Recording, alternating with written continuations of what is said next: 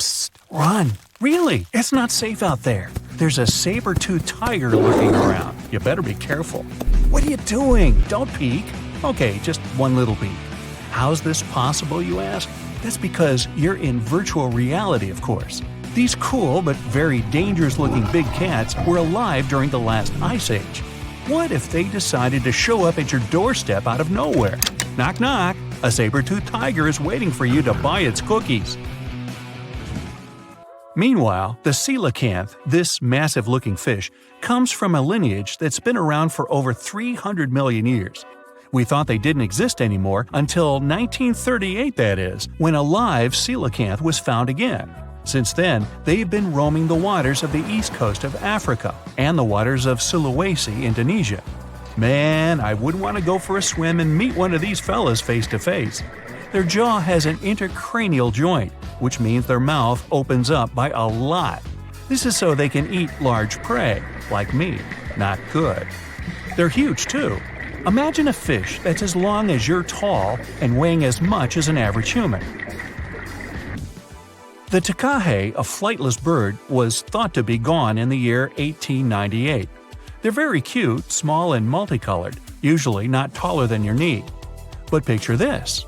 You're out for a hike in the Murchison Mountains. Looking around, you spot the bird you thought was extinct. But there they are, as happy as ever, surviving and chilling. Whole colonies of takahes was indeed found just 50 years after they were pronounced extinct. Good job, tiny little birds. A singing dog. Ever heard of those? Riley does sing sometimes when he's bored or hungry, but these are real performers. New Guinea singing dogs. They've been only recently discovered again in the wild for the first time in 50 years. Still, they were never completely extinct to begin with. New Guineans made sure they were safe next to them. But in the wild? Very rare and hard to catch a sight of. Look, there goes one. The New Guinea singing dogs are called so because of their famous high-pitched singing. They sometimes sing together, too. A dog choir of sorts, where they all howl together. I bet they sing better than I do in the shower. Not going far from this area, we have bats, but these ones are sort of different. You see, their ears are enormous. I guess that's why they're called the New Guinea big-eared bats. Clever. The species was found again when one of them was accidentally caught in a bat trap. Until then, I guess they were playing hide-and-seek with us, because up till 1890, they had been thought to be gone.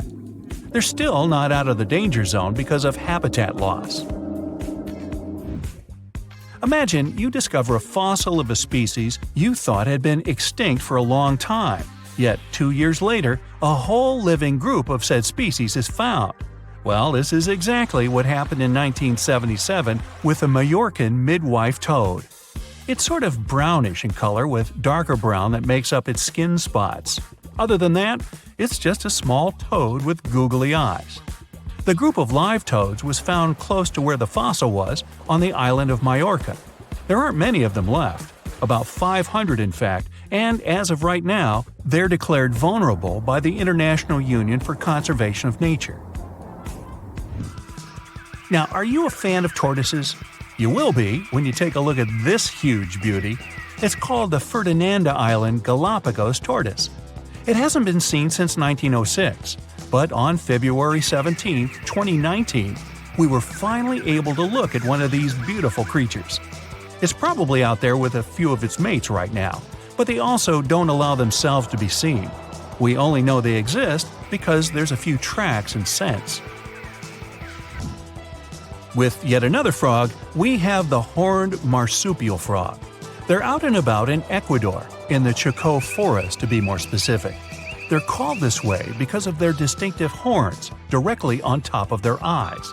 You know the pouch kangaroos use to carry their offspring? Well, the female horned marsupial frog also has that, except it's on the back, so it acts as sort of a backpack. They develop their embryos there, and when they're ready to come out, they hatch as complete infants, unlike regular frogs where they start out as tadpoles. One more toad, the starry night toad or Harlequin toad. They're black and covered with loads of white spots all over them. Lost for 30 years, it was discovered back in 2019. Picture them as big bodyguards, water bodyguards to be exact. Oh, that's a very big toad on your screen. Well, for the Oraco people, that's exactly what they are, guardians of water. They also have their own name for them, Guinea. Sounds like a cheese. When scientists found them yet again, they came across 30 of these little creatures, but initially, they were expecting only one. Well, what a nice surprise. Here's a tiger for you, although it doesn't quite look like your typical tiger. It's called the Tasmanian tiger, and it seemingly disappeared since 1936. But then, out of nowhere, people started seeing them out there in the wild just 5 years ago in 2016. They sort of resemble dogs more than tigers, or a fox maybe. Just take a look at its muzzle. Maybe even a mix of both. Then, a few others started popping up too. And if you happen to think you're seeing one right in front of you, but you're not quite sure, check if they've got stripes on their back. They're definitely out there, but still technically marked as extinct by the IUCN. Okay, picture a horse that looks straight out of a movie scene. Tiny, gorgeous fur, very well behaved. It's tiny, but it's not a pony. It's a Caspian horse.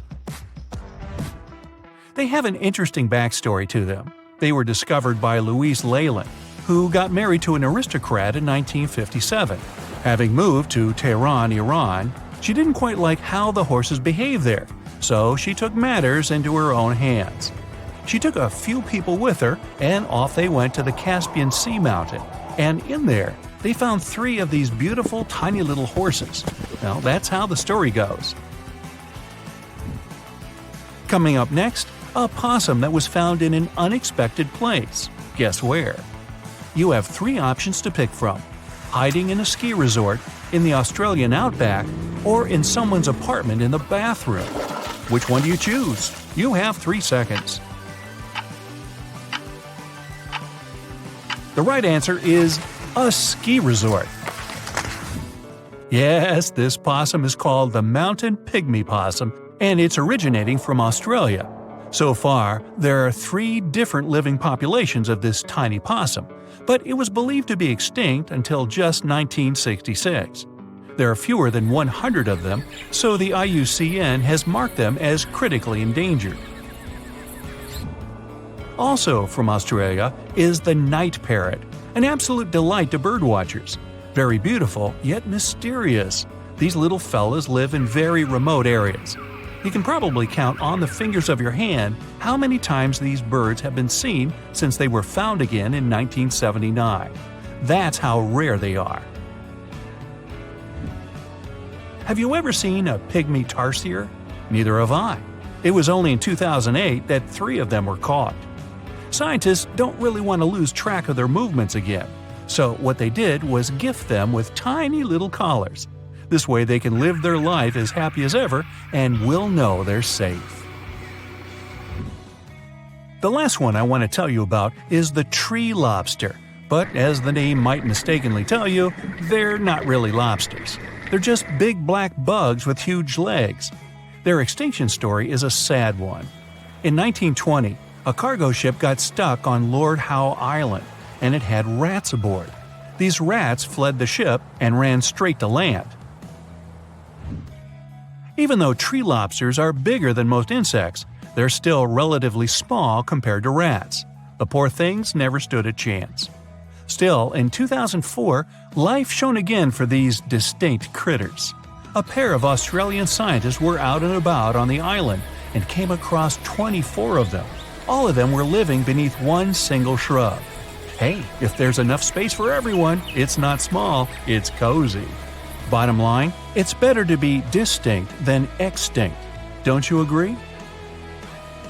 So if you see a rainbow, that means you're in for some good luck.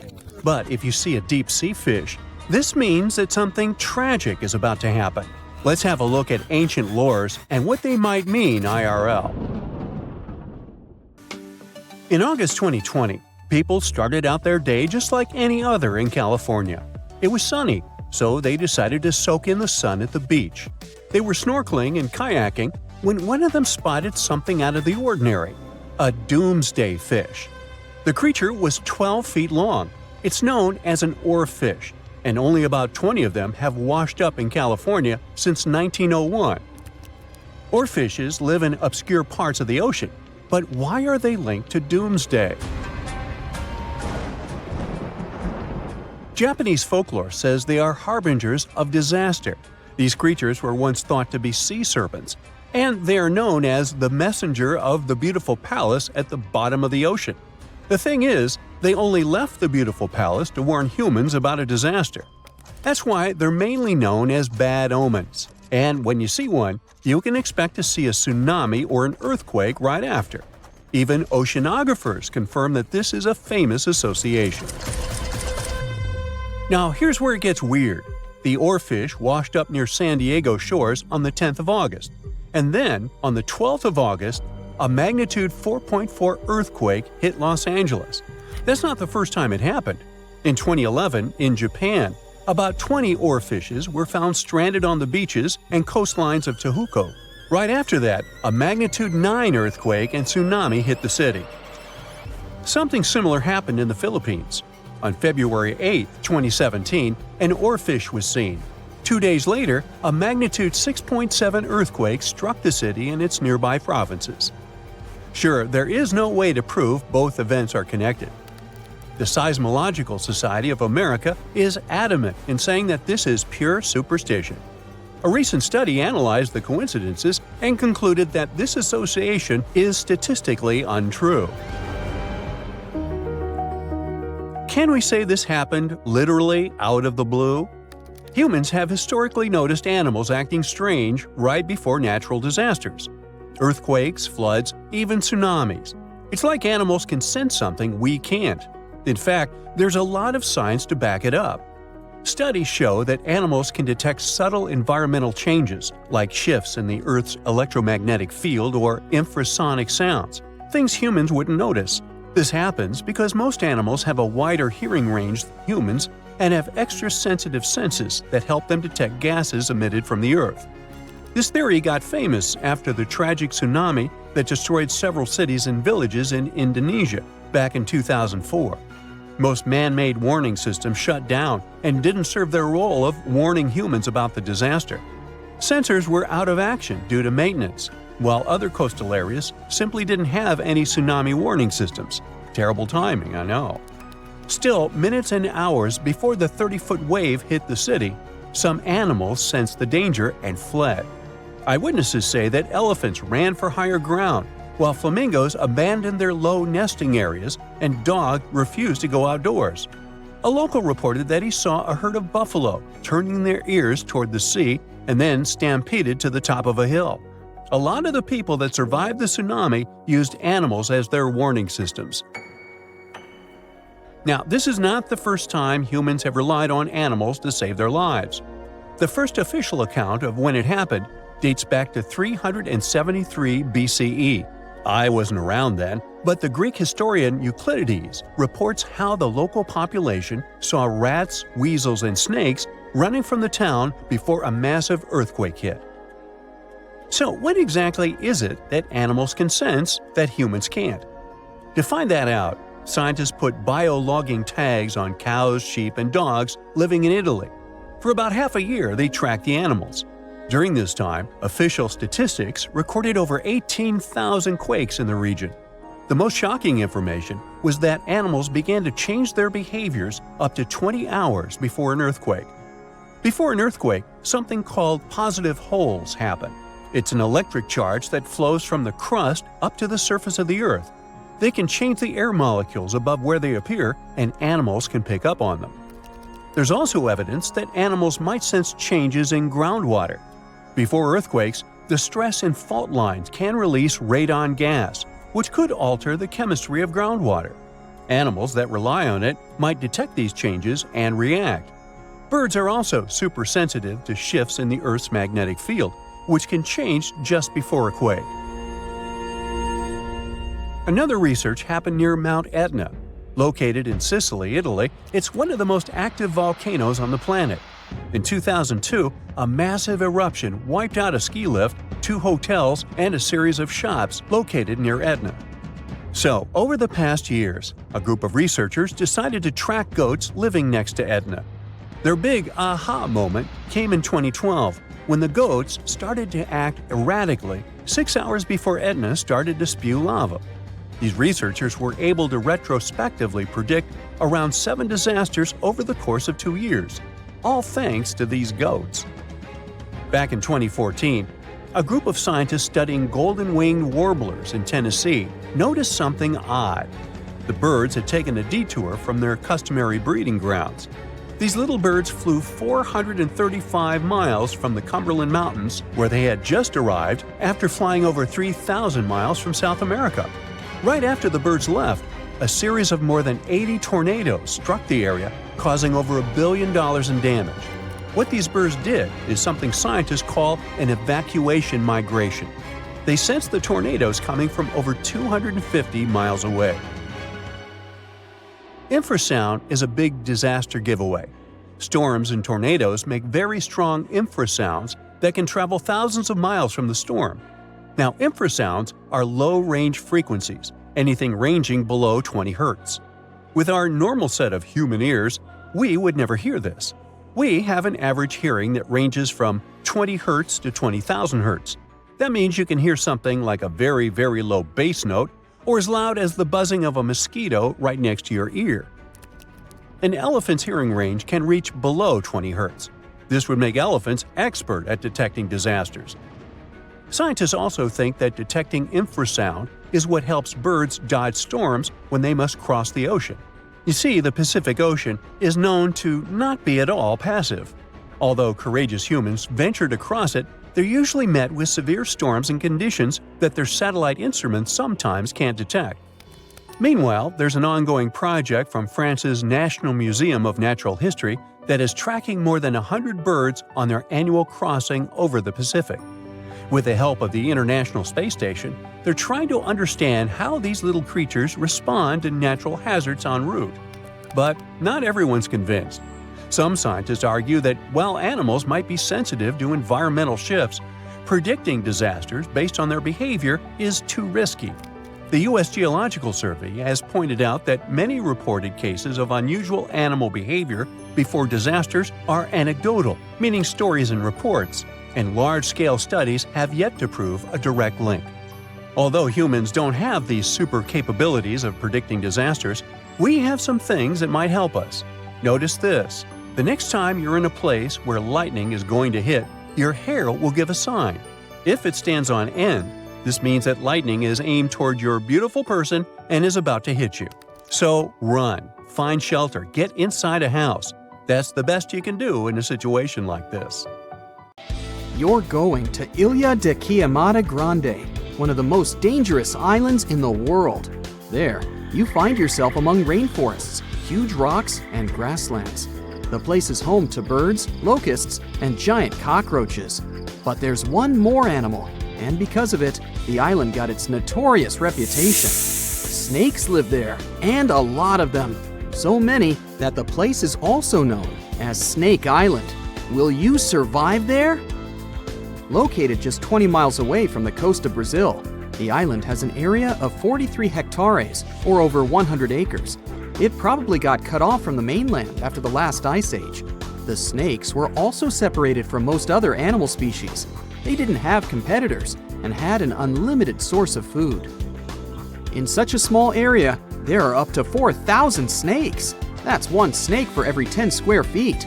It would be a difficult feat not to come across a snake on this island. Not only is this snake, the golden lancehead, one of the most numerous on the island, but it's also a highly venomous pit viper species. And it's also one of the most venomous in all of Latin America. Its venom is so potent due to the isolation of the species, with only birds sharing the land with them.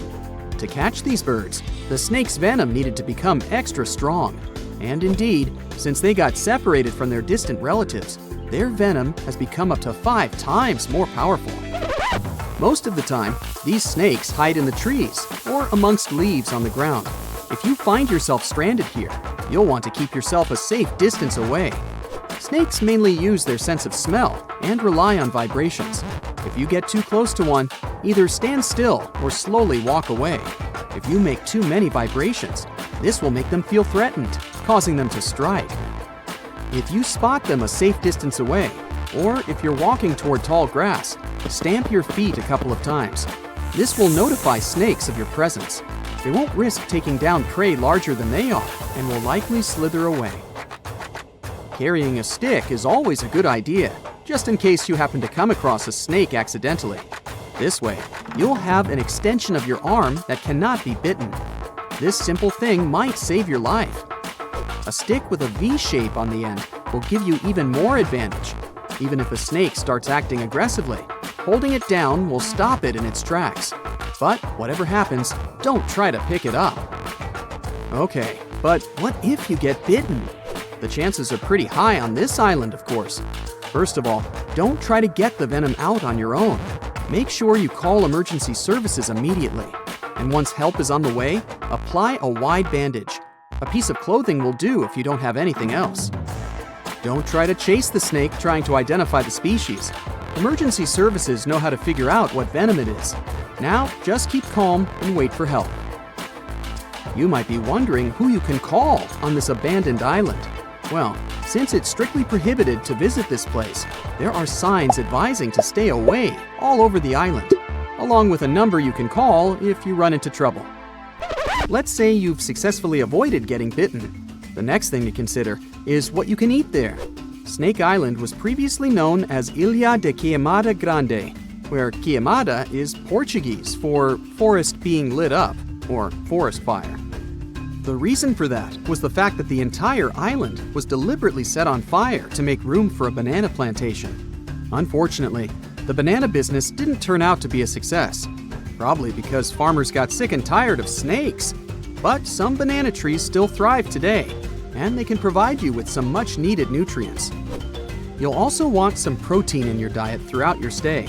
Luckily, along with the snakes trapped on the island, there are also cockroaches. These giant prehistoric-looking roaches come out at night to feed on plants. Get that barbecue started and enjoy the rare delicacy this island provides. A great way to survive on the island is to avoid it altogether. If by chance you happen to be sailing past, keep in mind that this place was once connected to the mainland. Rocks beneath the waves are very likely to damage the bottom of your boat if you get too close. Make sure you keep an appropriate distance when traveling past. Sure, this island is intriguing, but please remember that no matter how close you get to it, you won't be able to see snakes from the boat. You can only see these creatures if you get close enough, which you really shouldn't do. And it's not only reptiles that make this location dangerous. Pirates visit the island quite often. Not the sea shanty singing peg-legged arr pirates, but bio-pirates who come there to capture the very thing that makes it so dangerous. They come there for snakes, to catch them and sell them illegally. Since the island got cut off around 11,000 years ago, the golden lancehead has evolved within its own unique habitat. So, although there are many reptiles on this island, they're still an endangered species. Due to their limited numbers, their value is very high, reaching up to $30,000 on illegal markets, which gives biopirates the motivation to catch them. I can think of better ways to make a living. Anyway, let's say you've got all the resources necessary to survive in one of the most dangerous places on Earth. Do you think you would manage this feat? Perhaps you think it's impossible. You'd be surprised at how possible it can be, if you know what you're doing. It turns out many have visited this scary place before. Research teams often come there. They study the golden lancehead snake, its environment, and its food sources for conservation purposes. But scientists always make sure there's a doctor on the team. There's also a lighthouse on Snake Island. It had been operated by people until the 1920s. Then it became automated. One guess why. Brazilian authorities visit the lighthouse once a year to make sure it's still functional. Locals on the mainland know the reputation of the island, so the stories of people going missing are minimal. But one group of fishers once got too close to the island. As they were sailing along their normal route, they accidentally neared the shore. Their boat hit a rock under the waves, and began filling with water. As the boat was quickly sinking, the men had only two options: to try to survive in the rough sea or swim to the shores of Snake Island. It was a hard choice to make. After all, they had heard the stories, and it wasn't just about snakes. Rumor had it that the island was cursed. Regardless of the stories, the fishers chose to take their chances with Snake Island. After making it to the shore, they tried to be careful. Their knowledge of the island could help them survive. Most importantly, they knew to avoid the rainforest at all costs. As the men got hungry, they carefully walked along the edge of the forest, warily collecting bananas. They were mostly sitting, waiting, and conserving their energy. They could only drink water when it rained. It was just enough to sustain them. They slept on the beach, unprotected from the elements and weather. And all the time, they were so close to the comfort of the lighthouse or caves. They were probably overly cautious, but it was either enduring some discomfort or risking their lives for a dry bed. They didn't yield to the temptation. They managed to survive for 3 days without being bitten by a snake. After that, a passing boat finally rescued them. So, now you know, anything is possible. Today, I'm going to tell you about creatures that had unique features which allowed them to grow to incredible sizes. They were some of the most impressive animals to have ever existed on our planet. The Argentinosaurus is a genus of sauropod dinosaurs that lived approximately 97 million years ago in what is now South America. Scientists think it was one of the largest land animals ever, with a length of up to 100 feet and a weight of up to 100 tons. A farmer stumbled upon a giant leg bone while tending his cattle. That's how he discovered the first fossils of the Argentinosaurus in Argentina in 1987. Further excavations uncovered more bones, revealing a massive dinosaur that would have dwarfed most other animals of its time. The Spinosaurus, meaning spine lizard, is a genus of theropod dinosaur that lived around 97 million years ago in what is now North Africa. It is believed to be one of the largest carnivorous dinosaurs to ever exist, with a length of up to 60 feet and a weight of up to 23 tons. The Spinosaurus is known for its distinctive elongated sail-like structure on its back. It was likely used for thermoregulation. It also had long crocodile-like jaws that were lined with sharp teeth. This allowed the creature to catch and eat large prey, such as fish, crocodiles, and other dinosaurs. The first fossils of the Spinosaurus were discovered in Egypt in 1912. The sperm whale, Physeter macrocephalus, is a species of toothed whale that is the largest toothed predator on Earth. It also has the largest brain of any animal species. It is found in oceans all over the world and can dive to depths of up to 7,000 feet in search of food. You can easily recognize sperm whales by their massive, block-shaped heads, which can measure up to 1/3 of their total body length. They have dark brown or grayish-blue skin and a distinctive wrinkled appearance. The Titanoboa is an extinct genus of a giant snake that lived approximately 58 million years ago. It is considered to be the largest known snake ever. It could grow up to 42 feet and weighed around 2,500 pounds. The first fossils of the Titanoboa were discovered in a coal mine in Colombia in 2004. This discovery meant a lot because it provided insights into the size and behavior of snakes during the Paleocene era, as well as the overall climate and ecosystem of the time. The blue whale, Balænoptera musculus, is the largest animal on Earth, measuring up to 100 feet in length and weighing as much as 200 tons. These marine mammals are found in oceans all over the world and can live up to 90 years. Blue whales have a long, streamlined body that is usually blue-gray in color with mottled patterns. They have a small dorsal fin and 2 pectoral fins that are about 1/3 the length of their body. Blue whales feed on tiny shrimp-like creatures called krill, and they eat a lot. A single adult blue whale can eat up to 8,000 pounds of krill in a day. The Leadsichthus is an extinct genus of large, bony fish that lived during the Jurassic period, approximately 155 million years ago. It is believed to be one of the largest fish that have ever lived. Some estimates suggest that it could grow up to 55 feet in length. The first fossils of Leedsichthys were discovered in England in the 19th century, and more recent discoveries have been made in other parts of Europe, South America, and Africa. Despite its enormous size, the Leedsichthys was a filter feeder, similar to modern-day whale sharks, and likely fed on plankton and other small organisms. The creature did it by simply swimming with its enormous mouth open, filtering water through its gills. The pterodostro is an extinct species of flamingo-like birds that lived approximately 35 million years ago. They were relatively small birds with a wingspan of about 2-3 feet. And they were known for their distinctive long, narrow beaks equipped with comb-like structures used for filter feeding. The pterodostro lived in shallow bodies of water, like lakes and lagoons, and mostly fed on small crustaceans and other tiny organisms. The animal filtered them from the water using the comb-like structures on the inside of its beak while swimming through the water. The African elephant is the largest land animal on Earth and one of the most recognizable ones. There are two species of the African elephant, the savanna elephant, Loxodonta africana, and the forest elephant, Loxodonta cyclotis. You can see them in various parts of sub-Saharan Africa. These creatures can be identified by their large size, gray skin, and long trunks. African elephants can grow up to 13 feet tall and weigh up to 14,000 pounds, depending on the species and gender. Now, you can't find living dinosaurs nowadays, which is a good thing, mostly, but you can still meet some creatures that might have gone to lunch with them. The frilled shark, for example, is a living fossil that comes from a family of sharks that have been around for about 80 million years. One of the coolest things about it is its long, eel-like body that can grow as long as 6 feet. It has 6 pairs of gills on its throat, which help the frilled shark breathe in the deep, cold ocean where there isn't much oxygen.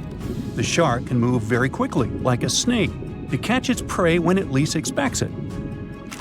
Little frilled sharks take an exceptionally long time to grow, up to 3.5 years, which is one of the longest times for any animal with a backbone. The Chinese giant salamander is another living fossil that can tell you what was going on Earth around 170 million years ago. Now, when I say tell, I really mean it, as it can make sounds like hisses, whistles, and barks, and even a noise that sounds like a crying kid. The biggest Chinese salamander found so far weighed 130 pounds, as heavy as 2 Dalmatians, and was almost 6 feet long. Giant salamanders like to be alone. Hey, I want to be alone, and will chase away other salamanders from their space, except when it's time to start a family. During the day, they hide and sleep under rocks. They can make a special substance from their skin that keeps predators away. Now, gharials are reptiles that have been around for about 38 million years. They live in India and Nepal in slow-moving, muddy rivers. Sadly, there are very few gharials left in the wild, less than 100. These creatures can't control their body temperature, so they need to sunbathe to get warm or cool down in the water if they get too hot. Their eyes are close together and face forward, which helps them see in 3 dimensions and judge distances more accurately. Gharials also have a transparent third eyelid that protects their eyes when they're underwater. They have over 100 sharp teeth, but they can't chew their food. Instead, they use their strong jaws to grab prey and then, swallow it whole. The alligator gar is a fish that has a family history of more than 100 million years. It still has some cool features from ancient times, like being able to breathe both air and water. It also has a special spiral-shaped intestine, like a shark. The alligator gar is one of the biggest and heaviest fish in North America. Just like an alligator, it has a long body and snout, plus a row of sharp teeth. But instead of legs, the gar has fins to help it swim underwater. The tuatara isn't a lizard as you might think, and isn't a dinosaur either. This New Zealand resident is one of the most unique animals in the world. Scientists love studying tuataras because they can help us understand how today's lizards and snakes evolved. One of the coolest things about the tuatara is its third eye, called a parietal eye, on its head. It has its own lens, retina, and a nerve that connects it to the brain. Scientists think it might help the tuatara know when it's light or dark outside and absorb sunlight to make vitamin D or help them keep their body temperature exactly right. Tuataras can live an extraordinarily long time, up to 100 years.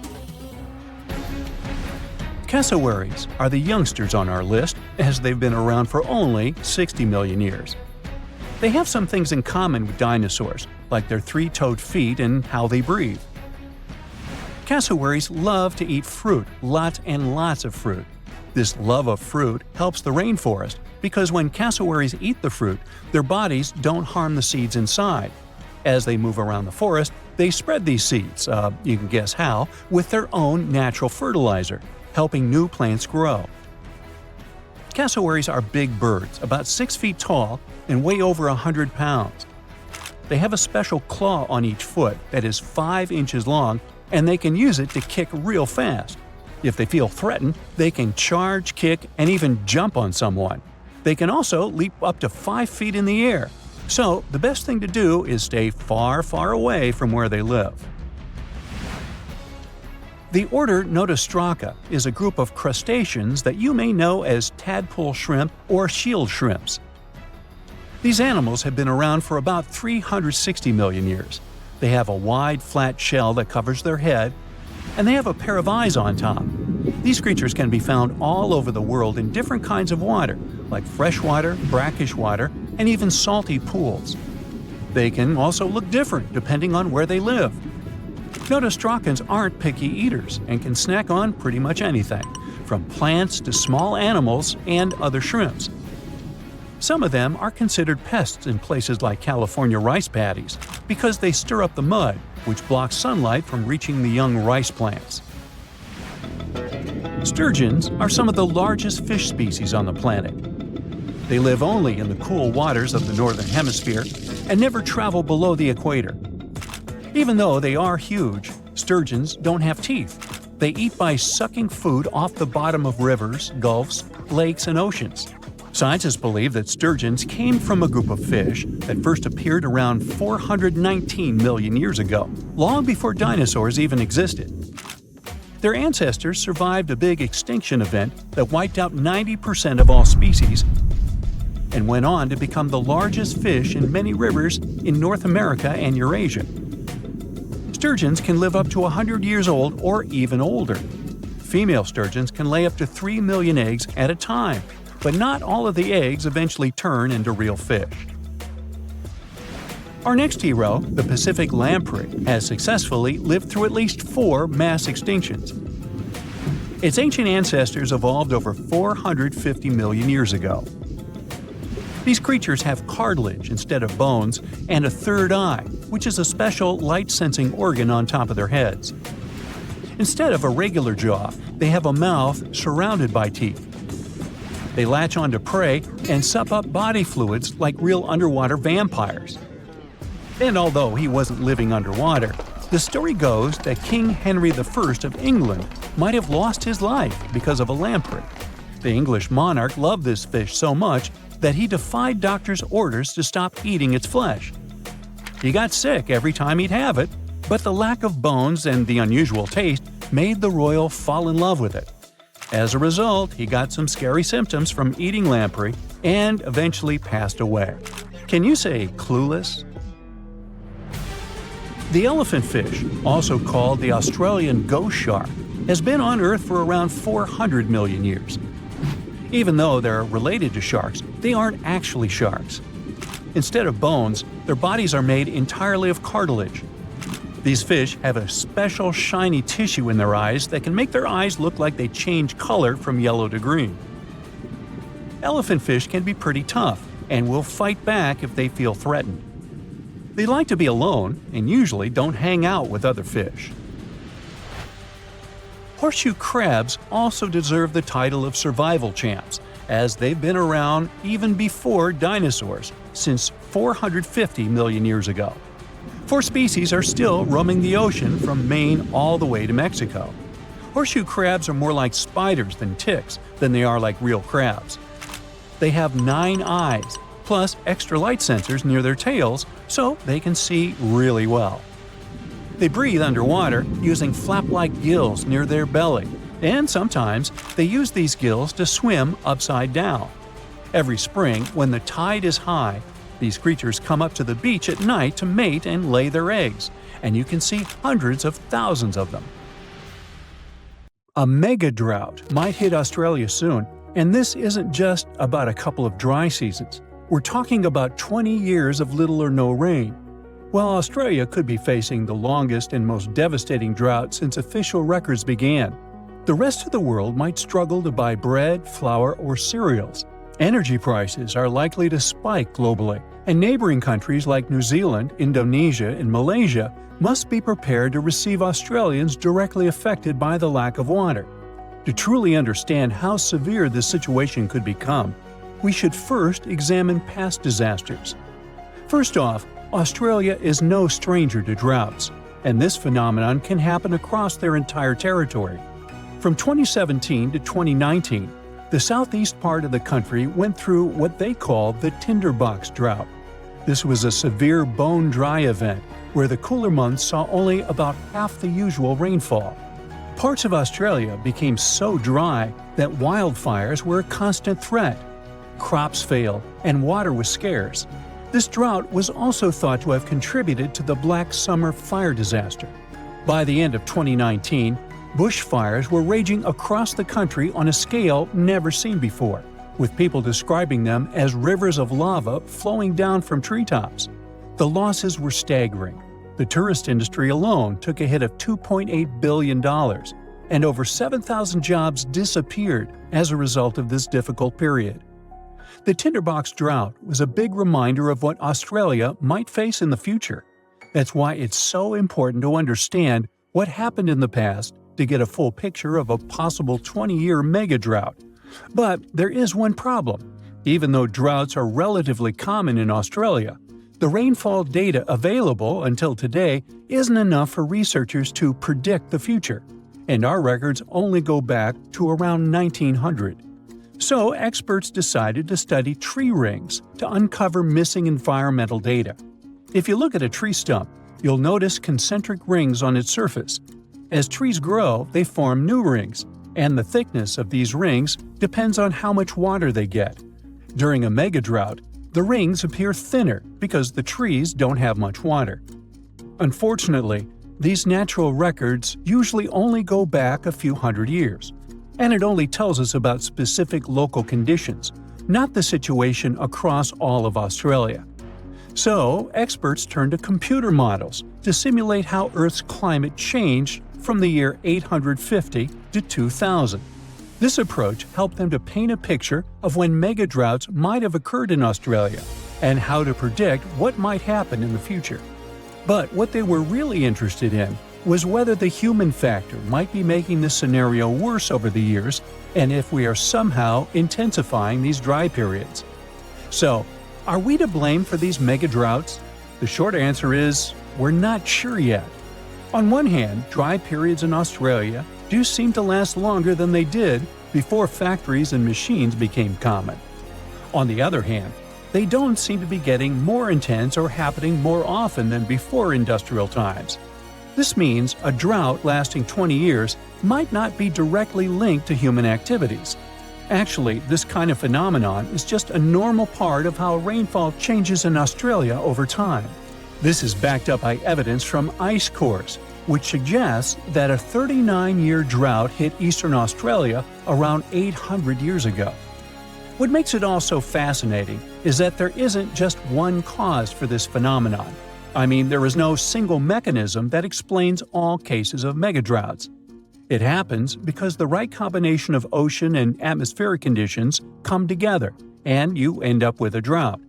And just by random chance, you might have periods where there are 100-year-long droughts.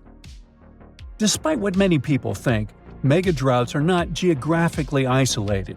They have occurred on every continent except Antarctica over the past 2,000 years, and are often linked to natural events. For instance, megadroughts in North America and Southwest South America were driven by El Niño, where the Pacific Ocean near the equator gets warmer than usual, disturbing normal weather patterns. They are not rare events either. In fact, the U.S. Southwest has been experiencing a mega-drought since 2000. It's being considered the driest period in 1,200 years for the region. Major reservoirs like Lake Mead and Lake Powell are at low levels. Heat waves are hitting cities like Phoenix and Las Vegas harder than ever. And wildfires are happening more frequently as the land gets drier. Now, let's think about the future. Even though we have a very recent and concrete example from the U.S., research can't exactly predict how a 20-year megadrought would play out in Australia. Usually, such events show up mainly as reduced rainfall and snowfall. But in most areas, the increase in drought risk will be caused by a warmer, more arid atmosphere. So the ground will probably look parched and cracked, rivers and lakes will likely shrink, and the sky will be relentlessly clear and blue, with barely a cloud in sight. Farmers might struggle to grow crops, making grocery prices rise worldwide. Things like bread, flour, and cereals may become scarcer, as Australia supplies about 13% of global wheat exports. Coal mines might be affected, as they depend on water for extraction, washing, and processing. That might drive up power costs for industries around the world, which could be passed on to consumers, impacting global growth and inflation. As cities might face water shortages, Australians will likely find new ways to conserve every drop or maybe move to New Zealand or Southeast Asia. Now, you're probably thinking, when is this big event going to happen? Honestly, it's really hard to predict exactly. Megadroughts can happen every 150 to 1,000 years, but experts think Australia should be ready for one to happen in the next 10 years or so. And this possibly should be taken seriously. This phenomenon has been known to contribute to the collapse of entire civilizations. Take the Akkadians of Mesopotamia, who built the world's first empire more than 4,000 years ago. Studies of moisture at the ruins of Akkadian cities suggest that they experienced a massive drought lasting 300 years, and this may have led to their collapse. A similar thing happened to the Assyrian Empire, which existed over 2,700 years ago, in what is now northern Iraq. For years, it was a real mystery why they left their capital of Nineveh and never returned. But recent studies of a stalagmite in the Cunaba cave revealed that the rise and fall of the empire coincided with a wet period followed by a 125-year-long mega-drought. Because they were very dependent on seasonal rain for agriculture, this dry period made their life much harder. Even though experts now believe they probably left because of the dryness, the question of where they went is still a mystery. So, yep, mega-droughts may have played a role in the collapse of great civilizations in the past. But on the positive side, we've come a long way since then, and recent climate technologies can help us prepare for events like this. Now that we know a 20-year mega-drought is very much possible and might happen soon, Australia has some time to get ready for it. Developing strong water management plans to mitigate the severe impacts of a mega-drought is more than necessary, and it's also important to create community support networks to provide emotional and financial support to people, particularly farmers, who are more affected directly by this event. If initiatives like these emerge in the coming years, those 20 years of drought could be less intense than most people might expect. In 2016, two researchers were trekking through the forests of Arunachal Pradesh, India, when they literally stumbled upon this camouflaged beauty hidden in the leaves.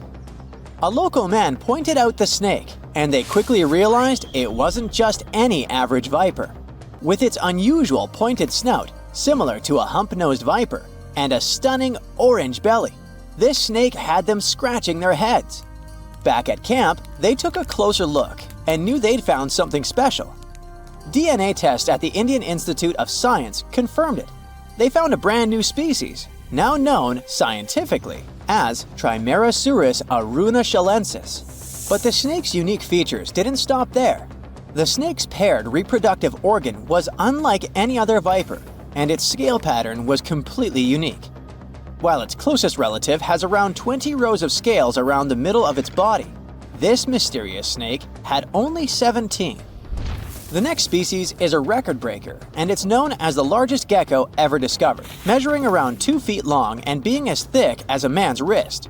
The only known specimen of Delcourt's giant gecko is currently in France, but its exact origins are still a little bit of a puzzle. At first, people thought it might be from New Zealand because some local legends spoke of a giant, mysterious lizard that lived in forests. Even though it was a pretty fascinating theory, some recent DNA studies suggest that this nocturnal species is probably from New Caledonia. But as of now, no one can confirm it 100%. In general, sleeper sharks are big, slow-moving creatures that mostly hang out in deep, cold ocean waters. They usually have bulky bodies and a broad, flat head, which helps them blend into the dark sea. But in 2017, was caught at a fishing harbor and collected from a fish market located in Taiwan, and it didn't look like any of its relatives. First off, this 4.4-foot shark had smaller eyes and a tiny second dorsal fin compared to its cousins. It also had more rows of teeth in its upper jaw and fewer in the lower jaw, but the biggest surprise was that it was a pregnant female carrying 33 embryos. This means there are probably more of these sharks hiding out there in the deep ocean. We just haven't found them yet. Meet the pocket shark. It is tiny, just about 5.5 inches long, while most deepwater sharks are around 6.5 feet. But don't let its small size make you underestimate it, because this creature is definitely one of the ocean's coolest secrets.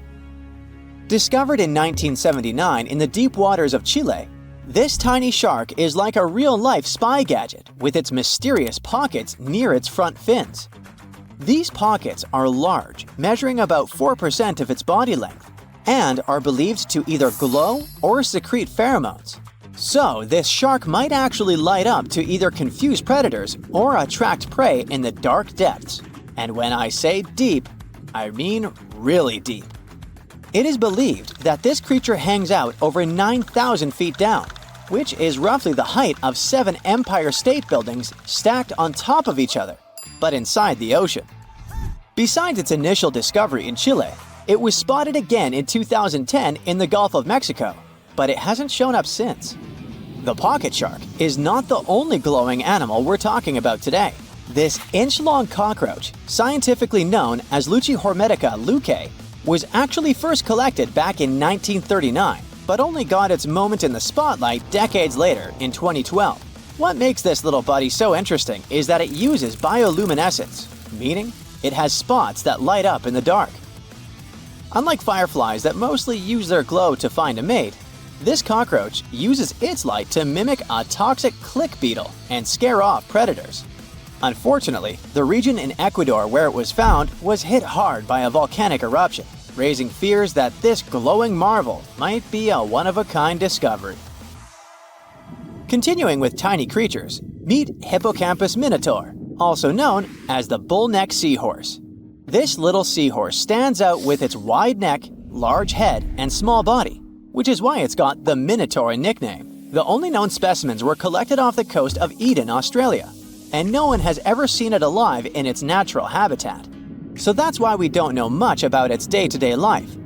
Some studies suggest it lives deep underwater, around 325 feet down, which is roughly the equivalent to the height of a 30-story building.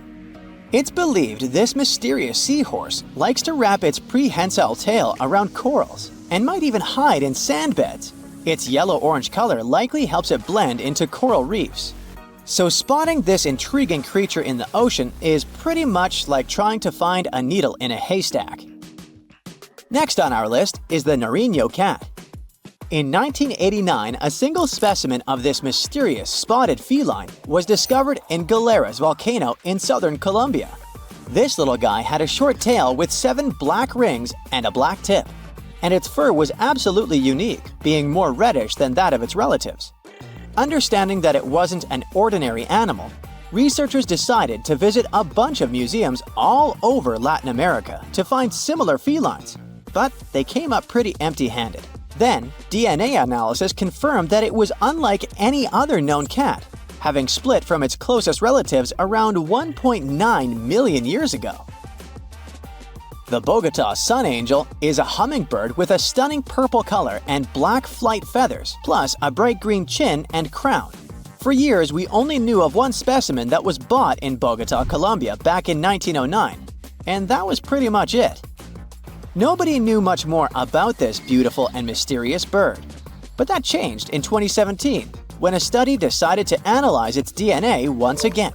The results suggest that the Bogota sun angel might not be a completely separate species after all.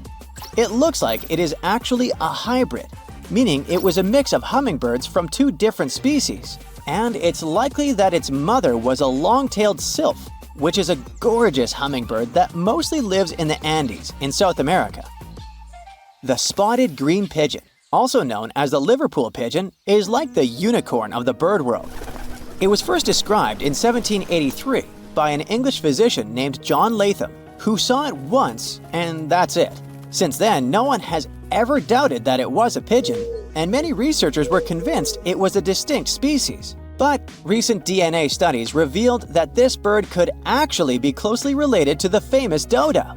You know, that chubby, flightless bird from Mauritius that looked like a giant pigeon with a quirky beak. Anyway, the Liverpool pigeon is about 13 inches long and has a unique look with yellow spotted feathers. Unlike its ground-loving cousin, the Nicobar pigeon, the spotted green pigeon was likely more of a tree hugger, feasting on fruits up in the branches. Today, if you want to see this rare bird, you'll have to visit the World Museum in Liverpool, where the only known specimen resides. While you're in England, make sure to swing by London and check out the Natural History Museum.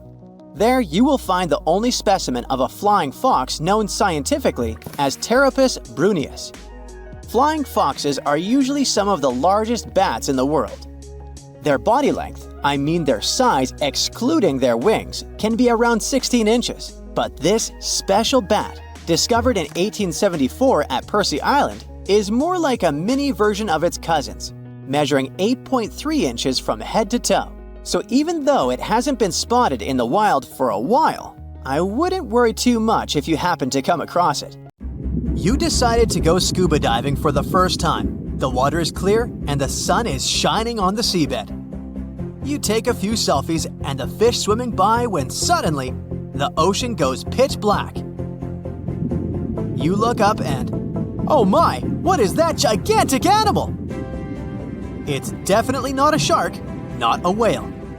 Is it a turtle? Yup, but fear not, it's not gonna hurt you. If you had lived on this same Earth about 72 million years ago, then maybe this could have really happened to you. Scientists have recently found the fossils of a gigantic marine turtle that could have grown as big as 12 feet. If you don't have any idea of how big that is, let's see some examples. That's the average length of a hippopotamus, 6 golden retrievers, or 2 Michael Jordans stacked on top of each other. The turtle's scientific name is an homage to that old-school sea monster called Leviathan. Maybe you remember this from old-school history lessons. The Leviathan is supposedly a mythical creature that would swallow entire ships or people that were deemed too greedy by the creature. Can you imagine being swallowed by this humongous sea turtle? No, thank you. The fossils of this gigantic creature began to be excavated between 2016 and 2021, all the way in northeastern Spain. The first fossil was located by a hiker in the Spanish Pyrenees, and it was around 8 inches long. The pelvis of this turtle alone measured around 35 inches. It would definitely be one of the biggest turtles today if it hadn't gone extinct. FYI, the largest living sea turtles today can reach up to 6 feet in length, which is already pretty big. Now, how about a gigantic prehistoric scorpion? I bet most people here are not huge fans of these creatures, especially since they're poisonous. Which is why the thought of a 9-foot-long aquatic scorpion might be the stuff of nightmares. Let's just say that if they hadn't gone extinct some 400 million years ago, lakes and rivers would be much more dangerous places for humans today. These gigantic insects were considered to be apex predators in their time, hunting everything from fish to other animals, even of their own kind. Yikes! I got goosebumps just imagining these creatures. Should we thank the asteroid that hit our planet now or later on in this video? Another prehistoric animal that would shock humans if it were still alive is the so-called Megatherium, a gigantic sloth. This huge sloth is believed to have grown up to 20 feet long, and its weight could be up to 8,000 pounds. It was found in the woodlands and grasslands of South America. The creature used to stand on its 2 feet in order to reach leaves on high branches. These giant sloths had huge claws. They helped them climb trees. I gotta say, I feel uncomfortable imagining these elephant-sized sloths climbing trees. Oh, of course, some dinosaurs will make our super-sized creatures list. But before that, here's a fun fact. Did you know some dinosaurs are still alive today? Scientists have proven that birds are classified as theropod dinosaurs. Such infamous creatures as the T-Rex and Velociraptor belonged to this group. I'm sure you've heard these names even before you watched Jurassic Park. The Velociraptor is that scary dino that breaks into the kitchen. Well, they evolved, gained some feathers, and turned into various species of birds we know today. That means that any bird from chickens to those little blue ones is a direct descendant of dinosaurs. Now, does the name Spinosaurus ring a bell? You can see this huge dinosaur in some museums today. Its fossils, I mean. The Spinosaurus was one of the biggest land predators to walk Earth. Actually, to walk its land and water, since scientists believe that this dino was semi-aquatic. It fed mostly on meat, which means humans would be its natural prey if it lived today. This meat-eating dino lived around 90 to 100 million years ago. It was about 60 feet long, 12 feet high, and weighed up to 22 tons. Its head was around the size of 8 bowling balls and was shaped like a crocodile's face. Basically, the Spinosaurus was a big African elephant with the face of a crocodile. Just kidding. But that would look funny though, wouldn't it? A much more attractive dino was this guy. It's considered to be the largest dinosaur that has ever lived on our planet. What made it so big was its extremely long neck and very long tail. You wouldn't want to stand behind this creature, believe me. If it decided to swish its tail, you'd get catapulted very far away. This creature lived around 100 million years ago, and its fossils were first found in Argentina around 2012. The dino measured 120 feet from head to tail, which made it almost as big as an American football field in width. And have I mentioned it weighed almost as much as a space shuttle? A staggering 75 tons. If it had been a carnivore, it would have probably been the greatest predator. But this big guy was a peaceful herbivore that had such a long neck that it could eat leaves from high trees. Cute, right? We must also talk about the Shastasaurus. As the name suggests, this animal is popularly known as the Mount Shasta lizard. Even though it was a marine reptile and probably never set foot on the mountain itself, this dino was usually around 23 feet long, but there was a specific strand of this species that could get as big as 69 feet long, about the size of the great blue whale. This made it the biggest marine reptile to have ever lived. A fun fact about the Shastasaurus is that scientists believe it didn't even have teeth, which means it could only feed on soft-bodied prey, such as squid, for example. The next animal on our list is the blue whale. Believe it or not, the biggest living animal on Earth actually started small. These days, the average mature blue whale can reach up to 100 feet in length and weigh up to 200 tons.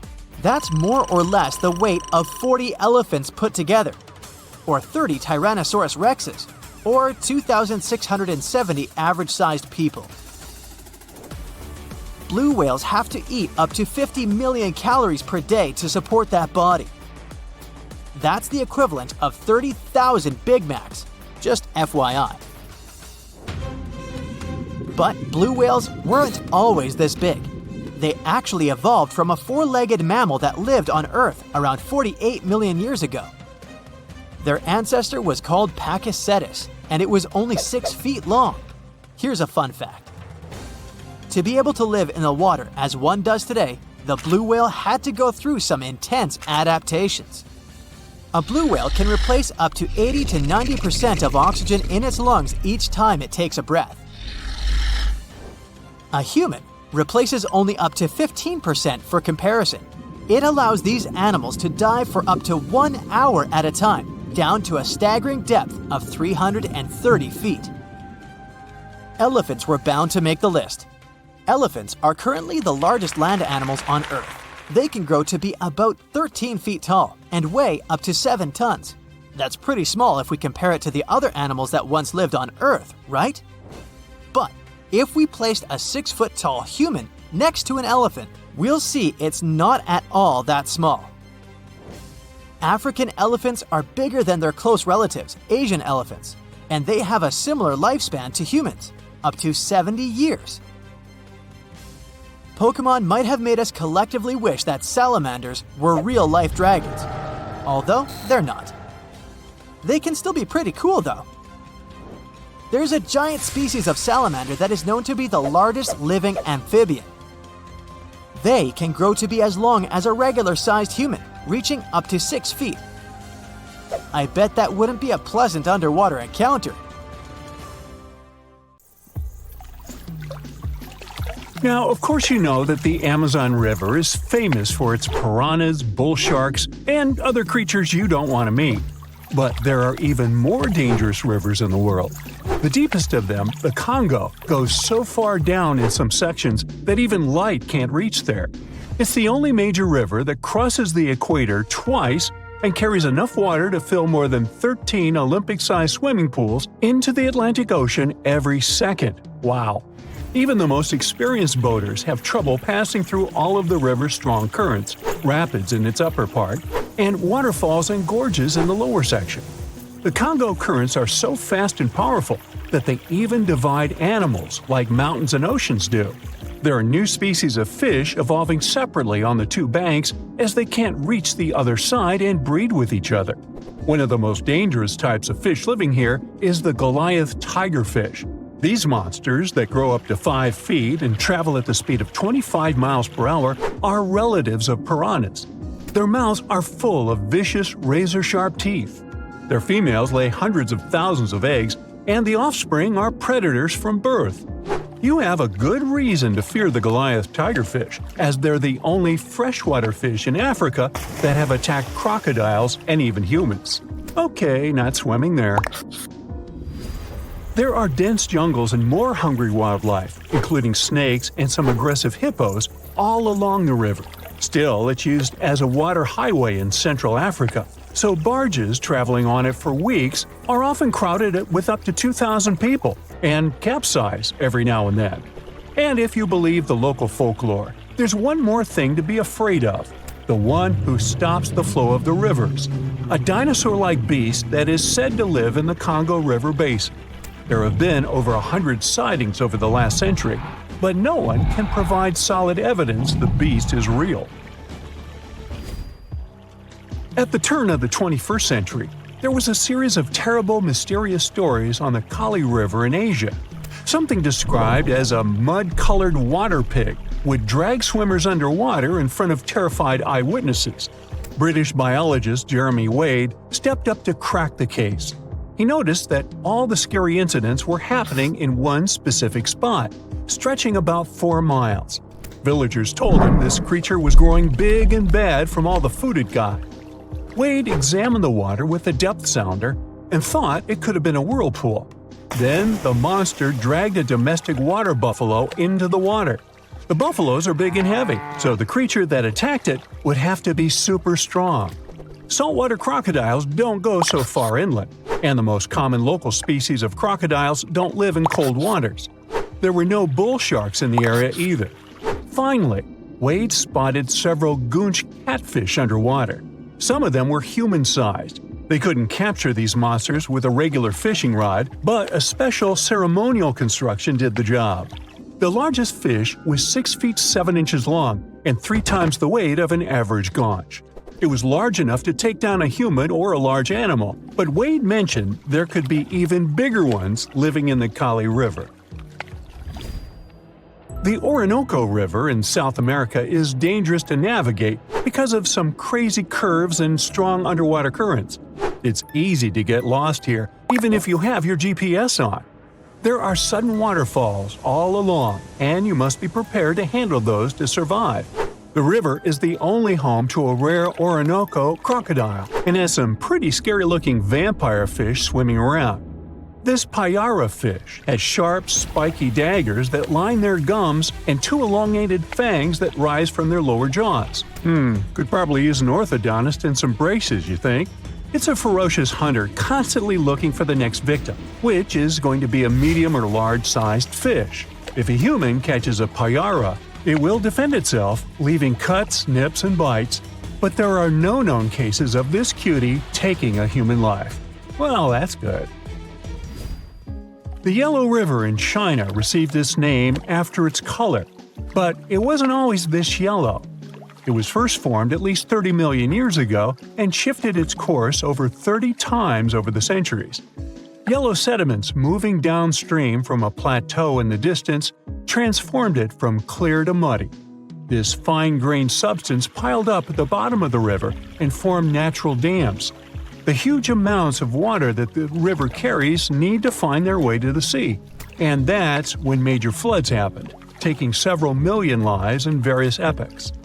The locals tried to solve the problem by building higher and higher levees, but it only made things worse. Water coming out of the river would now have nowhere to back up, as the riverbed was higher than the surrounding land. This even shifted the river's mouth. Now there are massive dams and dikes all along the river to try to contain it. The Parana River is the second longest in Latin America and has many tributaries. They flow in from the highlands near the Andes, and there's a huge drainage in the wet season. This makes the river a perfect home for, guess what, piranhas. There are 30 to 60 species of these scary fish in the Parana waters. In late 2013, they attacked bathers cooling off by the water on a hot day. People started running out of the river as they felt something was biting them in the water. Luckily, no one lost their lives in the accident, but it's still considered one of the most audacious piranha attacks ever recorded. Biologists later determined that the type of piranhas, called palomates, was to blame for this, and humans had probably disturbed their breeding grounds. Well, the piranha also has a strong current that is tricky for boats and swimmers to overcome. Plus, it often floods, which can be dangerous for people living in the surrounding areas. The longest river in the world, the Nile, flows through 11 countries all the way into the Mediterranean Sea. Expeditions have spent centuries looking for its source, and no one still knows for sure where this mighty river begins. Adding to the mystery, the Nile takes an unexpected turn right in the middle of the Sahara. Scientists have figured out the reason is a massive underground rock formation from millions of years ago. The Nile has served as the most important water highway for civilizations through centuries, but it has some pretty dangerous inhabitants, like crocodiles that grow to be 20 feet long, which is slightly more than the height of an average giraffe. These bad guys can reach a speed of 30 miles per hour on land and take the lives of a couple hundred people every year. Hippopotamuses that also live here sometimes go after boats, and venomous snakes like the black mamba and the Egyptian cobra add to the mix. One of the most dangerous creatures on the Nile is the mosquito, as they carry around all sorts of diseases that affect hundreds of thousands of people. The Brahmaputra River in Asia carries waters from the mighty Himalayas. When the snows in the mountains melt, the river floods massively, causing landslides, displacing millions of people, and taking the lives of hundreds of animals in the nearby national parks. Such floods are also common during the monsoon season in India, from June to October, with heavy rains. The course of the Brahmaputra River is changed incredibly over the past 2.5 centuries. Erosion is another danger it's hiding. The banks of the river are mostly made of weak cohesive sand and silt, and even though the erosion rate has gone down, it is still the reason a lot of people lose their land and get displaced. The Brahmaputra is one of the few rivers in the world that has a tidal bore. That's a strong tidal wave that pushes up the river against the current where a river empties into an ocean or sea. And there you have it. Now, if Earth's history were a movie, we humans would only take up the last second of the end credits. Our planet has been around for about 4.6 billion years, but our human story began about 300,000 years ago, in Africa. Now our ancestors had some wild adventures in nature. They could have run into creatures so big they'd make today's elephants look like puppies. The woolly mammoth is a pretty famous animal, sure. His cousin, though, the Colombian mammoth, not so much. This giant used to roam places from Canada all the way down to Mexico. Unlike the furrier woolly mammoths, which hung out in colder places, these animals had shorter hair, resembling huge elephants. They also had incredibly large tusks, like 12 feet worth of spiraling, sturdy tusks. And they weren't just for show, they came in handy when facing predators. That includes our ancestors. If you think about sloths these days, you're picturing these adorably slow creatures. They couldn't possibly be in your list of most dangerous animals. Well, their grandparents might have. For starters, we call them ground sloths, and they vary a lot in size. Some were as big as rhinos, and others, like the Megatherium, were as colossal as elephants. Imagine seeing a 20-foot-long sloth which doesn't mind chewing on some meat every now and then, at least in theory. Ever heard of Bigfoot? Well, our next animal kind of looks like him, but is a distant cousin to orangutans. Meet Gigantopithecus, the largest primate to ever call our planet its home. Standing tall at 10 feet and weighing more than 600 pounds, these animals were amazing to look at in real life. Unlike Bigfoot, they weren't constantly hiding. In fact, it's believed they were peaceful and gentle creatures. Sadly, they faded away about 100,000 years ago, mainly because their food sources slowly became unavailable. Those lush, fruity forests they called home eventually turned into dry grasslands. Next on our list is the cave hyena. Weighing a chunky 250 pounds and standing 3 feet tall, these beasts were as long as a grown-up lying down. What's even more interesting about these creatures is that they loved hanging out in groups. A pack could be as big as 30 of these animals, which meant they could easily take on even the biggest, heaviest mastodons. Our ancient families would have needed to stay alert around these hungry specimens. Sadly for these hyenas, about 20,000 years ago, their numbers started going down. Soon enough, they completely disappeared from the planet. Quick pop quiz. What's called a tiger but isn't really one? It's the saber-toothed tiger. I mean, sure, they belong to the feline family, but they aren't technically tigers. First appearing around 42 million years ago, in July, I think. Many of their kind were gone before we even showed up. However, early Americans might have bumped into a couple of specimens from this group. If that really happened, it would have been quite the encounter. Think of the biggest wild lion today or the hefty Siberian tiger. These big cats also had some incredible features hidden in their fur. They were good at sneaking around, hiding, and pouncing on mammoths bigger than themselves. Their bite wasn't that strong, but they could open their jaws wide, like twice as much as a lion. And although their teeth were a bit on the weak side, they had buff forearms to pin down their dinner, giving those big fangs a purpose. Not the kind of kitty you'd want to play with. Dire wolves made their debut about 250,000 years ago. They were like the gray wolves we know today, but a lot stronger. While wolves these days stretch out to about 6 feet and tip the scales at 170 pounds max, dire wolves were about 5 feet and about 150 pounds. Found all over North and South America, they had admirable jaws, biting nearly a third harder than their modern counterparts.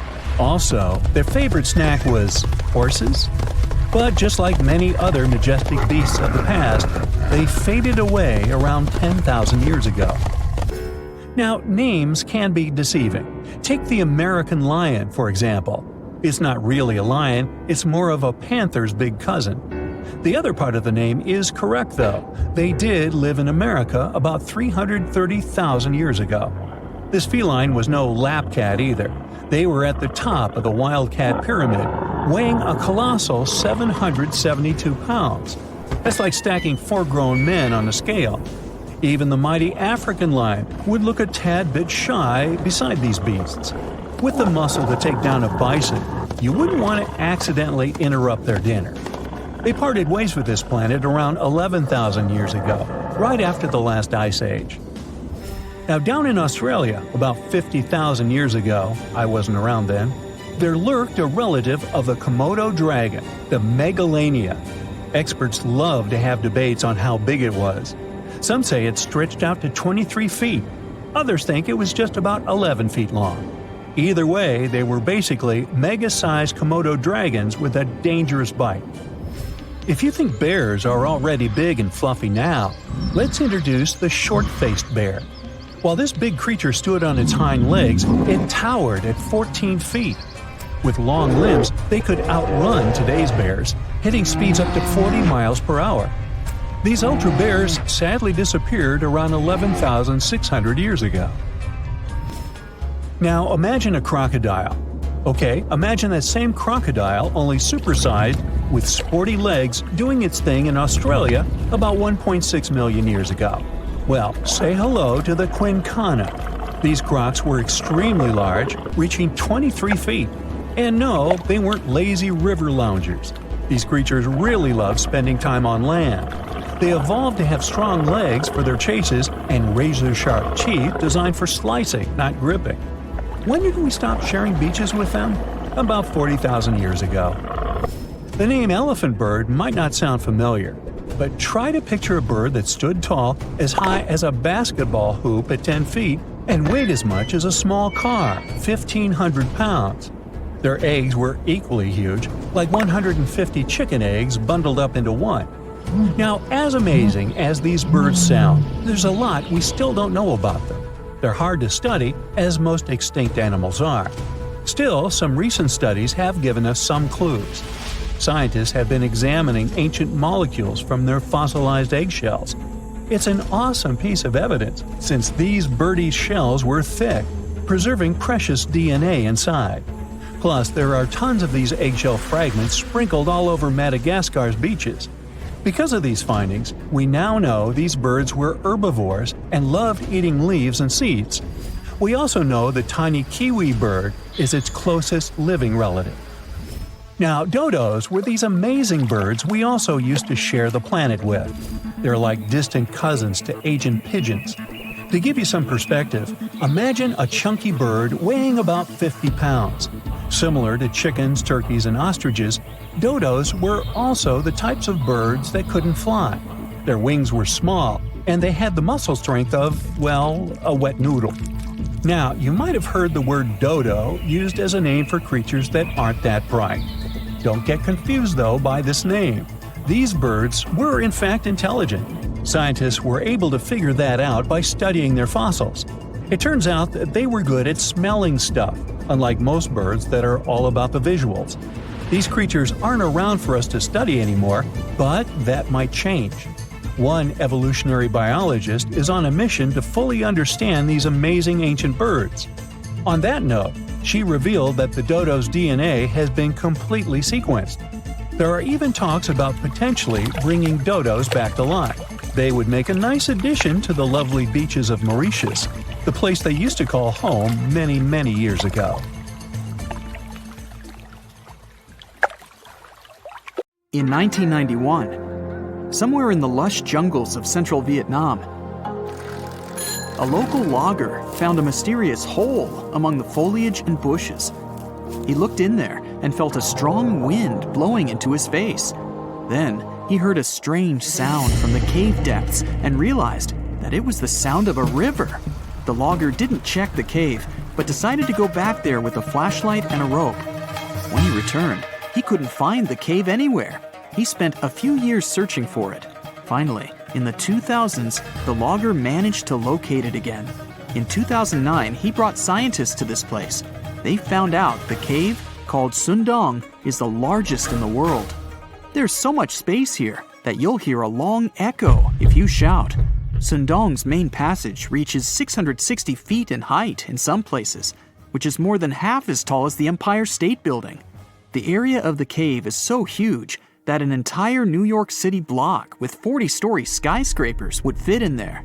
There's a deep underground labyrinth under the jungles of Vietnam, hiding 3 of the largest caves in the world, and Sundong is number 1 on this list. The vast space inside is filled with various plants, unique microclimates, and different landscapes. There's a real jungle growing underground. It became possible thanks to the collapsed ceiling in some places. It lets sunlight penetrate there from above.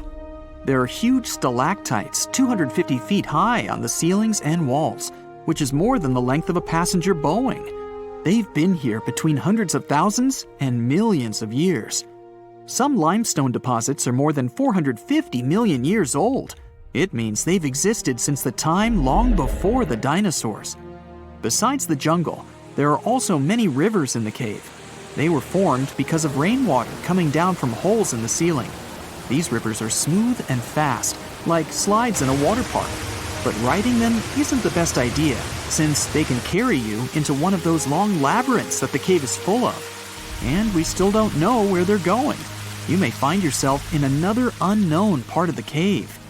This is what happened in 2018. 3 divers accidentally discovered new areas in Sundong. The cave turned out to be much bigger than everyone thought. They dove into one of the cave's lakes and reached a depth of 256 feet. At the bottom, they found a separate tunnel. Divers lowered a fishing line with a lead weight there and found out that this place reaches a depth of 394 feet, and the tunnel is more than half a mile long. We still don't know the exact size of the tunnel. Sundong also connects to another huge cave. There are lots of things you can see in Sundong besides underground labyrinths and rivers.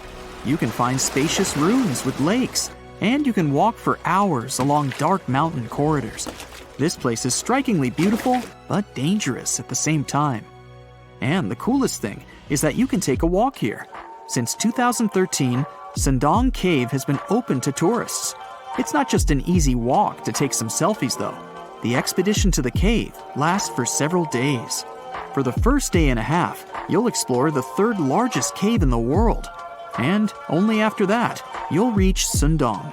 The path will take you through rivers, dense jungles, mountains, and rocks. You can meet many exotic birds, monkeys, and other animals. And according to many people, the way to the cave is even more impressive than the cave itself. When you reach your destination, you'll spend the next few days exploring Sundong. Together with other tourists, professional guides, and porters, you'll be sleeping in tents in different places in the cave every day. You'll see some stunning landscapes and, get ready for this, 400-million-year-old majestic fossils. There are also dark rooms with lakes that are good for swimming. Such adventurous expeditions become more popular every year. People who visited the cave call it the most amazing place they've ever seen. Another amazing cave is located in Indonesia, on the island of Flores. It's quite small, but holds amazing things inside. In 2003, a group of scientists discovered ancient artifacts here, including fossils of primitive tools, such as sharpened stones. Scientists realized that hundreds of thousands of years ago, this place was home to our distant ancestors. Then they found a very unusual female skeleton. That woman was only 3.5 feet tall. This is the height of the waistline of an average adult person. That woman had no problems with her spine or with the development of her bones, though. This and other skeletons found in the cave belong to some unknown human ancestors. Scientists called this species Homo floresiensis, or simply, Hobbit. The woman's weight was about 35 to 79 pounds.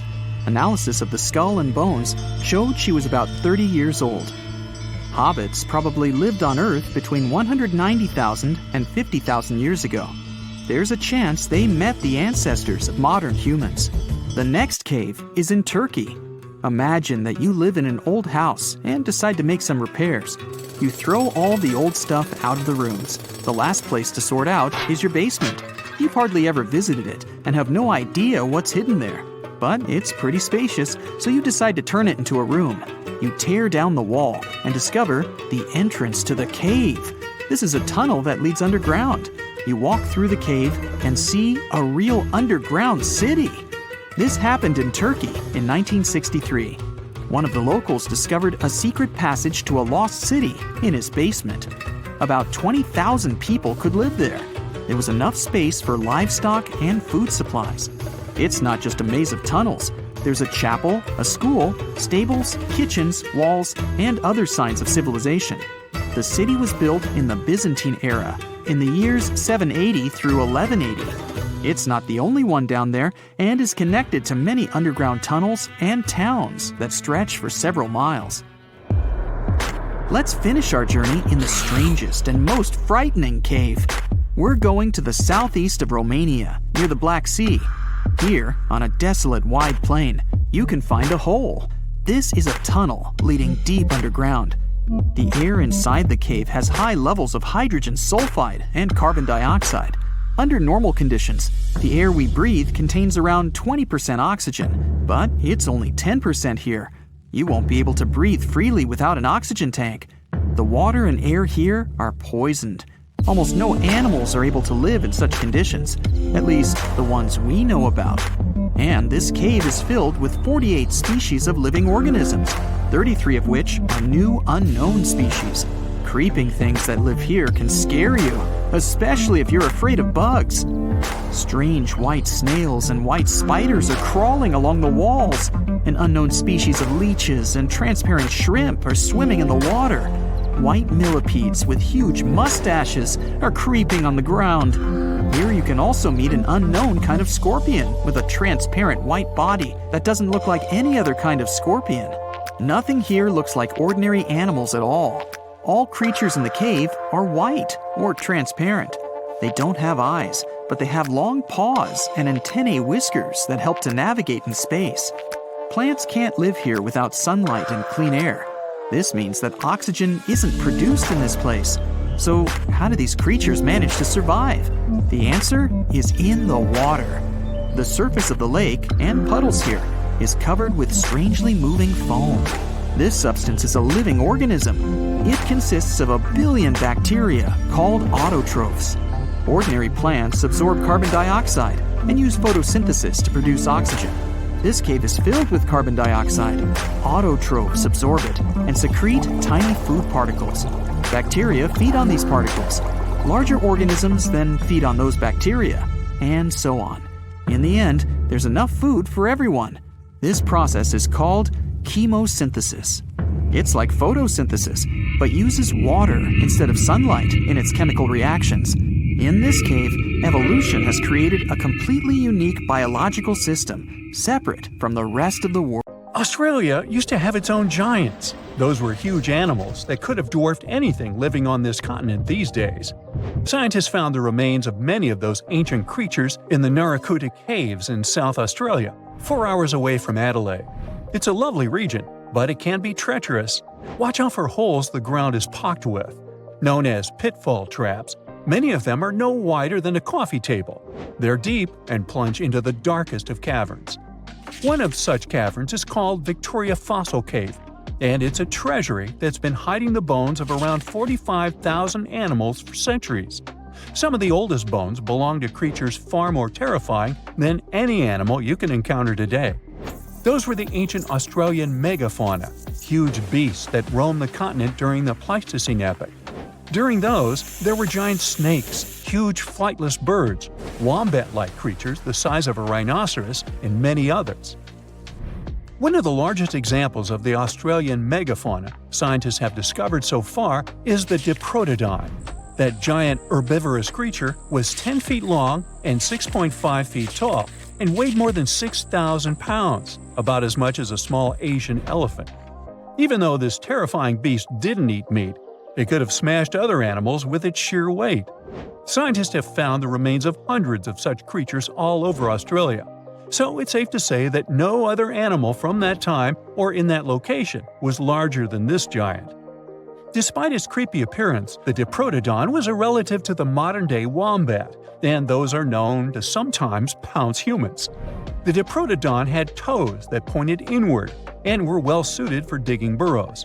On the other hand, Diprotodon was a giant, and it was unlikely that it used to do so. It was likely a trait it had inherited from its smaller burrowing ancestors, or it could have used its claws to search for roots. This theory is supported by the fact that the animal's pouch was facing backward. It prevented any dirt from collecting inside while the creature was digging. Since this animal was so big, it didn't have to worry much about predators. Up until 60,000 years ago, when the first humans appeared on the continent, full-grown Diprotodons only had to look out for creatures like the Quincana. Measuring in at a whopping 20 feet long, the Quincana was a land crocodile. It lived in Australia from around 20 million to 40,000 years ago. It disappeared along with most other mega creatures of the last ice age. It's thought to be the result of the first humans coming to the continent. Even though the Quincana was extremely fast and dangerous, it was possible that this creature got outcompeted by human hunters who took all available prey. Unlike modern crocodiles that are mainly aquatic, that mighty beast was a land dweller. Scientists figured it out by studying the Quincana's legs. They were able to support and carry the body clear off the ground. It means there was no escape for ancient people once the Quincana spotted them. Modern crocodiles can only push themselves along on their bellies. Such an adaptation allowed the Quincana to chase its prey for long periods of time, exhausting it in the process. Another creepy feature of this ancient monster was its teeth. Aquatic crocs have conical teeth. Those are great for gripping and holding on to prey underwater. But Quincana had knife-like teeth, ideal for slicing soft-bodied animals like, mammals. Another Australian monster, Thylacoleo, wasn't all that large, but it didn't make it any less terrifying. It was still among the top predators and the biggest carnivorous animals in Australia. This creature was a true oddity of nature, even by prehistoric standards. First, its teeth resembled not those of a regular predator, but those of a rodent. Its front incisors were enlarged, taking the place of canines. Premolars were also shaped like blades. They were used for cutting flesh and bone. At first, scientists thought that Thylacoleo used those teeth to eat nuts and fruits. But later, a study showed that the use of such teeth was better suited on necks and spines. The jaws of this ancient creature were immensely powerful. A 220-pound Thylacoleo had a bite force similar to that of a present-day 550-pound lion. It means that the animal could easily bring down prey much larger than itself. Then there was Thylacoleo's tail. It had strong muscles which provided the animal with the ability to use the tail as support when tackling large prey. The Thylacoleo had retractable claws, and this feature is very uncommon among marsupials. It allowed the animal to keep its razor-sharp hooks from getting blunt and could help it get a better grip on its prey. Scientists are quite sure that, like today's leopards, the Thylacoleo could climb trees and jump on other animals from above. It was done so fast and stealthily, they never knew what hit them. The creature's rear feet support this theory. The first toe there was reduced, but the foot had a rough pad like what modern-day possums have. It allowed them to have a better grip while climbing. Right after scientists found the first skull of the Meliolania, this animal was classified as a lizard.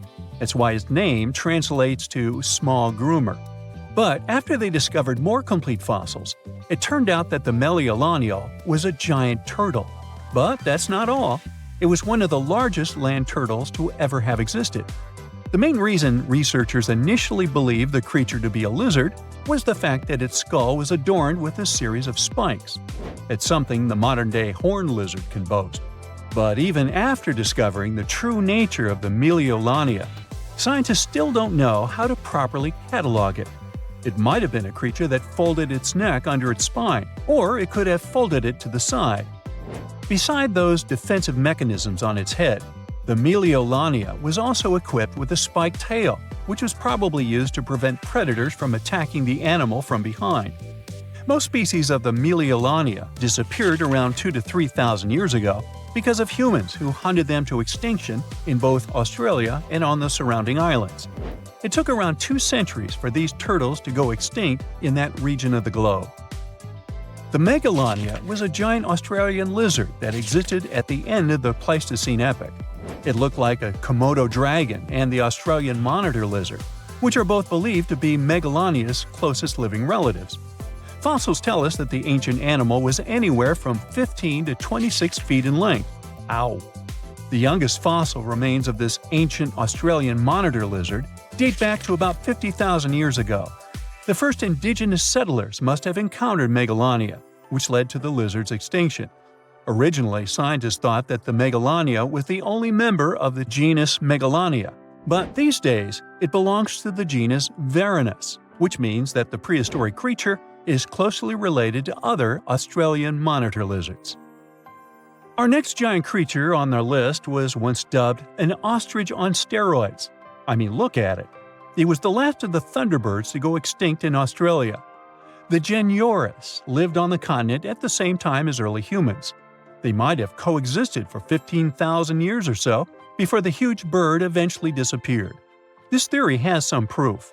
The bird's fossils found along with human artifacts. Some cave paintings also depict flightless birds similar to the Genyornis in size and shape.